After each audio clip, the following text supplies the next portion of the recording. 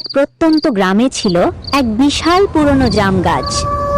গাছটার চারপাশে সবসময় অদ্ভুত নীরবতা নেমে থাকত। গ্রামের লোকেরা বলতো ওখানে নাকি ভূত বাস করে। মা মা শুনছো, গ্রামের ছেলেরা বলে ওই পুরনো জাম গাছে নাকি ভূত আছে। সত্যি বা কি? হায় আল্লাহ, ওসব কথায় কান দিস না রে বাপ।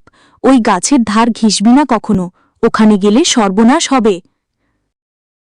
আরে মা, ভূত বলে কিছু নেই, আমি কালকেই গিয়ে জাম পেড়ে আনবো। না রায়হান, সাহস দেখাবি না। রাতে তো দূরের কথা, দিনে গেলেও বিপদ হবে।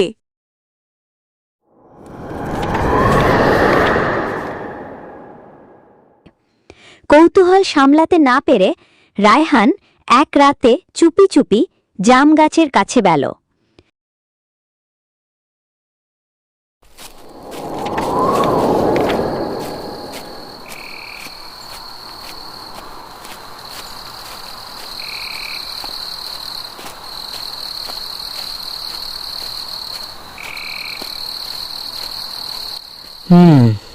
দেখি তো ভূত আছে কিনা। জামগুলো একদম টয়টম্বুর হয়ে আছে।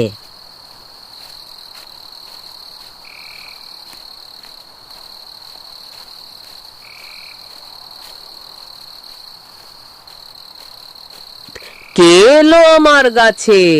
কার এত যে আমার জাম গাছে হাত দেয়? কে কে কথা বলছে? আমি আমি জাম নিতে এসেছি।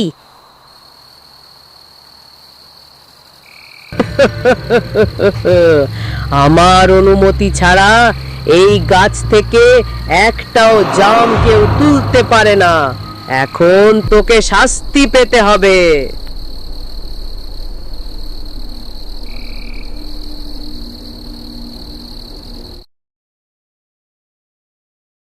গ্রামের এক কোণে আলম নামের এক গরিব চাষা থাকত। একদিন সে পানিতে ভেসে আসা ছোট এক হাঁসের বাচ্চা পায়। আরে, এত সুন্দর হাঁস! তোকে আমি নাম দিলাম সোনা।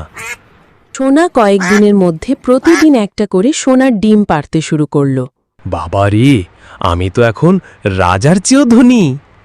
এই খবর গ্রামে ছড়িয়ে পড়তেই কি রে, আলমের বাসায় নাকি একটা সোনার ডিম পাড়া হাঁস আছে। সেই নাকি প্রতিদিন সোনার ডিম পাড়ে। হাজির হলেন মৌলবী সাহেব। আলম ভাই, খোদার কসম, এত সোনার ডিম, দুধ চিনি কম, সোনা বেশি। আল্লাহর রহমত হুজুর, আমি গরিবদের সাহায্য করি। কিন্তু হুজুরের মনে তখন একটাই চিন্তা, হাঁসটা যদি তার হতো। রাত গভীর, হুজুর চুপি চুপি এসে হাঁসটা চুরি করে নিয়ে গেলেন।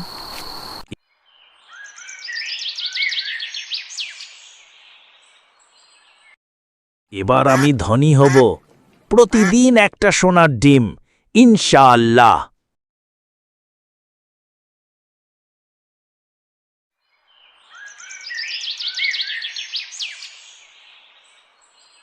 সকালে হাঁস একটাও ডিম দিল না, শুধু ক্যাক ক্যাক করতেই থাকল। এই হাঁসটা তো ভুয়া, আমাকে ঠকালো নাকি? হুজুর, হাঁস তো বুঝে ফেলেছে কে লোভী আর কে ভালো। আলম ভাই, হাঁসটা নিন, আমি ভুল করেছি। লোভ করলে কিছুই পাওয়া যায় না, বরং হারাতে হয়। যার মন সোনা, তার হাতেই আসে সোনার ডিম।